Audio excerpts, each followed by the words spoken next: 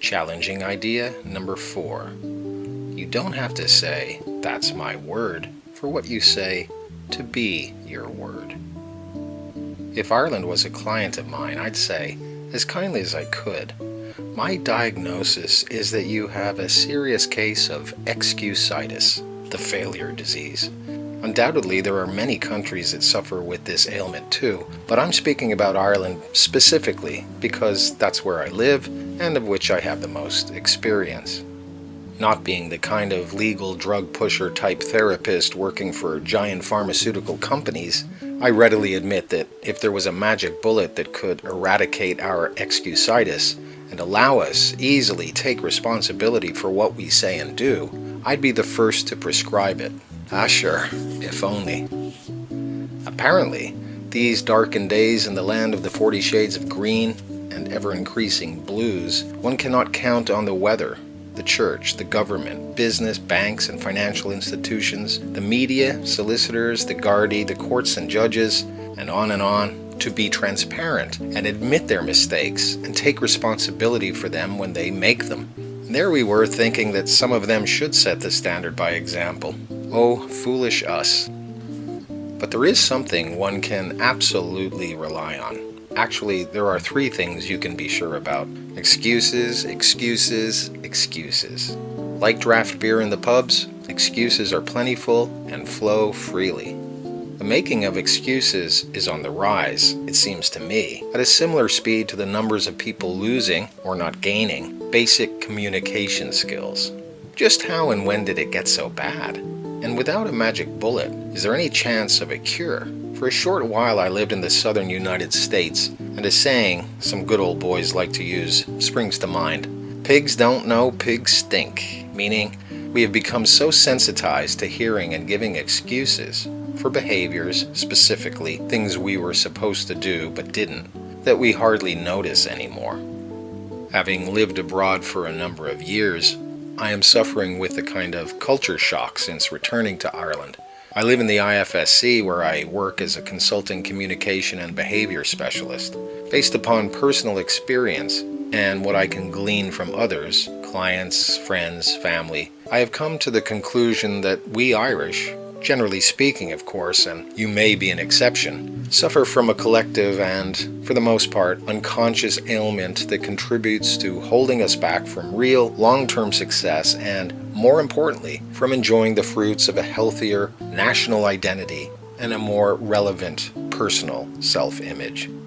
From an individual showing up late at work, to the groups of faceless people who fecklessly gambled away the future of our country, the fortune we faithfully and foolishly entrusted to the members of government and the so-called financial experts, from a businessman not showing up at a meeting he'd arranged, to the Catholic Church refusing to accept culpability in the mass cover-up of decades-long child rape and torture by holy priests.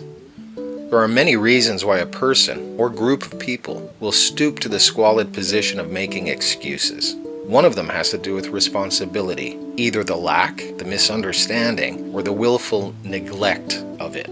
If you listen closely, you can hear it in the way so many of us speak, the way we use language. Some examples include dissociated language, saying you instead of I, allowing vagueness instead of demanding specificity, using the blame frame, always judging things, people, actions to be right, wrong, or good or bad, failing to distinguish between a person, identity, and their actions, behavior, perceiving making mistakes in an unuseful way, confusing interest for analysis. As for other factors contributing to the Excusitis disease, such as confusion around politeness and saying no, our inexplicable belief in mind-reading each other, which we are not really at all good at, and the fact that many of us were actually taught to make excuses ever since school days, well, we'll dig deeper into them in future pieces. For this piece, let's just ask ourselves a few simple questions. And let's be honest, okay? I mean, if you can't be honest with yourself, who can you be honest with? Do I consider myself to be a person of my word? Do I keep my word? That is, do what I say I'll do. Is this a characteristic I expect in others? Do they have a right to expect it in me? Now, even more interestingly, pick someone you love, perhaps your partner or spouse, and ask the question of them. Do I consider them to be a person of their word? Do they keep their word by doing what they say they'll do? Do I have a right to expect them to be of their word? As therapists are believed to often say, let's go back to your childhood.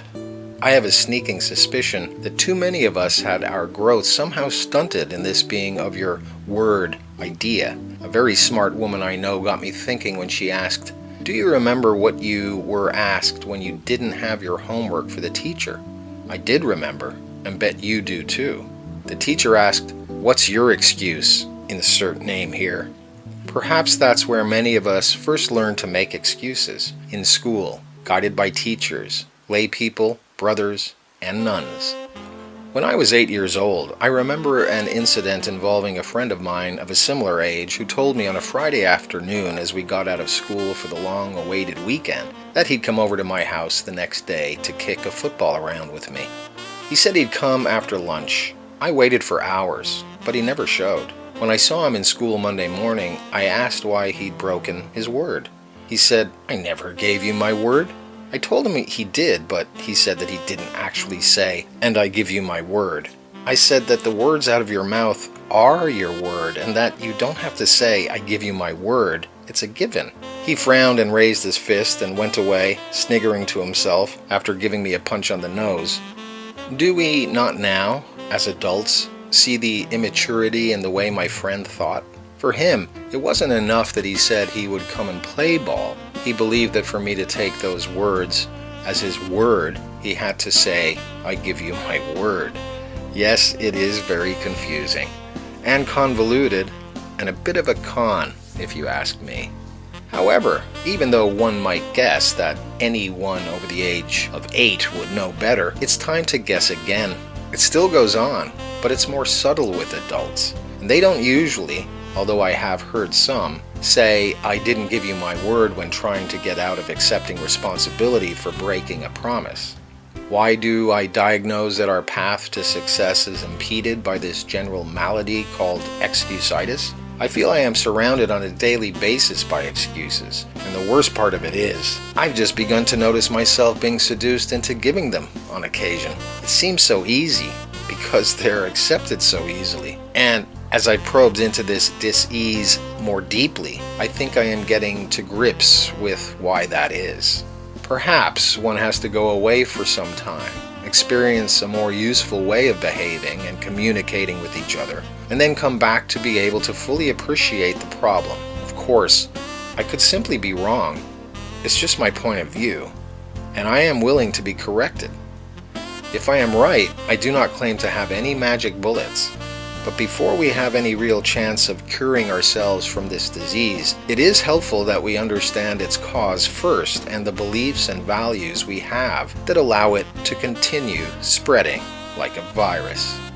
Your word is your bond. People will come to trust you if you are of your word, if you do what you say you'll do, if your words are congruent with your actions. How many times does a person have to fail to live up to their word for you to think of them as, at best, disingenuous, and at worst, a liar? How often do you have to fail for others to think of you as a liar? Are you a liar? Are you someone who is full of excuses? Or are you a trustworthy person who people can rely on? Come on, be honest with yourself. If making excuses is a behavior you feel you do too often, and then you begin to realize that it is a behavior you learned along the way, then you might consider that you can unlearn it and learn a new, more useful behavior, right? If you are capable of learning something new and you want to change this old, unuseful behavior, you can. You can learn to change. And when you're ready, you can get in touch with me and I will help you do just that. And you can rely on that because that's my word. Do you agree with this challenging idea? Do you disagree? I would love to hear and consider your thoughts on this topic. so please let me know in the comments below. Also, I would be grateful if you could like or dislike, share, and subscribe. Thanks for listening, and until next time, keep passing the open windows.